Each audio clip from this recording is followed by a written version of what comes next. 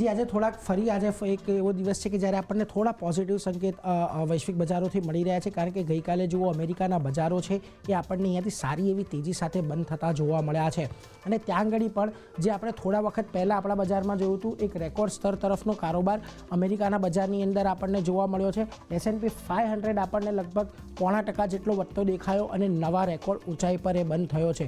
3 જાન્યુઆરી 2022 એટલે કે ઓલમોસ્ટ 2 વર્ષ બાદ આપણે નાસ્ડેકની અંદર પણ એક સારું એવી રેકોર્ડ ઊંચાઈ પર બંધ થતા જોયું છે. એટલે ખાસ કરીને અહીંયા આપણને સારી એવી તેજી દરેક સેક્ટરની અંદર પણ ગઈકાલે જોવા મળી છે. હવે અમેરિકાના જે ટ્રેઝરી વિભાગનું નિવેદન આવ્યું ગઈકાલ, એના બાદ આ થોડી તેજી છે એ આપણને માર્કેટની અંદર અહીંયાથી એડ થતી જોવા મળી. તો એ પણ જોઈ લઈએ કે યુએસએ ટ્રેઝરી વિભાગ દ્વારા શું કહેવામાં આવ્યું છે. હવે એમણે કહ્યું છે કે Q1ની અંદર $760 બિલિયન તેમણે ઉધાર લેવાનું નક્કી કર્યું છે. ખાસ કરીને આ જે 2024 છે એ દરમિયાન, એના Q1 દરમિયાન.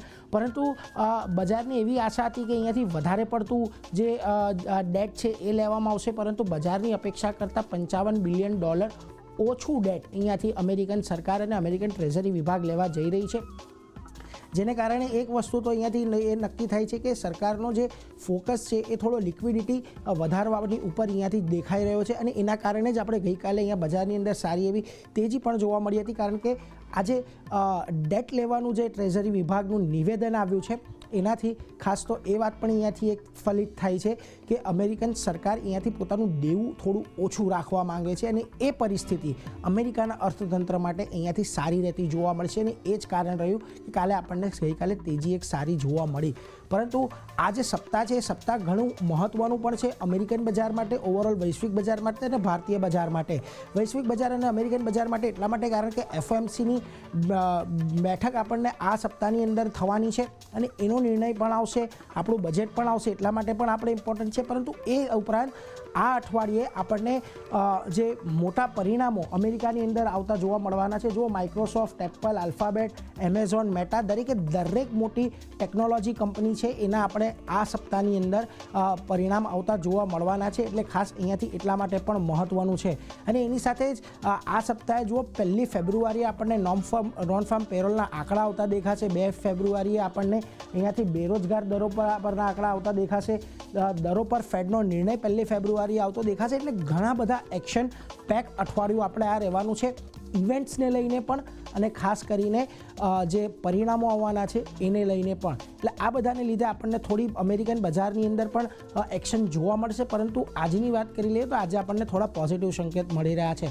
બીજી તરફ ક્રૂડ ઓઇલની વાત કરી લઈએ તો ઉપરના સ્તરેથી આપણને ક્રૂડ ઓઇલમાં થોડું દબાણ આવતું જોવા મળ્યું છે, નફા વસૂલી જોવા મળી છે. એક દિવસમાં લગભગ ગઈકાલે આપણે 2%ની આજુબાજુનો ઘટાડો આવ્યો છે. ગઈકાલે જ્યારે આપણે વાત કરી હતી ત્યારે ઓલમોસ્ટ $84 પાસે આપણને જે બ્રેન્ટનો ભાવ છે એ જોવા મળ્યો હતો. ત્યાંથી જુઓ અત્યારે આપણને $83ની નીચે આવતો દેખાયો છે.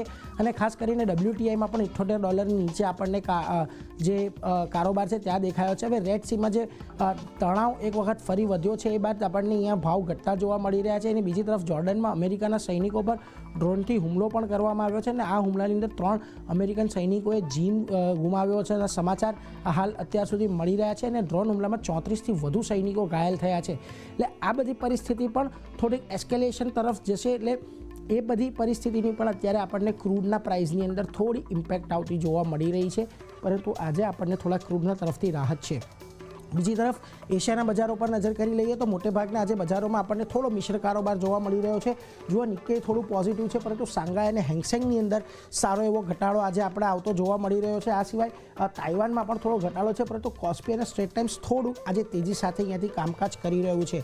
આ બધાની વચ્ચે ગઈકાલે આપણે જે આપણા બજારની વાત કરી લઈએ તો ગિફ્ટ નિફ્ટી તરફથી આપણને કેવા સંકેત મળી રહ્યા છે. ગઈકાલે આપણે જોયું કે બજારમાં એક સારા ઉછાળા સાથે આપણને ક્લોઝિંગ જોવા મળ્યું. જુઓ 21,725 આજુબાજુ નિફ્ટી ફ્યુચર્સ કામકાજ કરી રહ્યું છે. અને ગિફ્ટ નિફ્ટી 21,960ના અત્યારે આપણને સંકેત આપી રહ્યું છે. એટલે આજે પણ આ થોડી તેજી અહીંયાથી એક્સટેન્ડ થતી જોવા મળે આપણા બજારની અંદર, એ વસ્તુનું ખાસ ધ્યાન રાખીશું. પરંતુ બીજી વાત એ પણ ધ્યાન રાખવાની છે કે ગઈકાલની જે એક મોટી તેજી આવી છે ત્યારબાદ આજે થોડો આપણને ઉછાળો કદાચ જોવા મળી પણ શકે છે.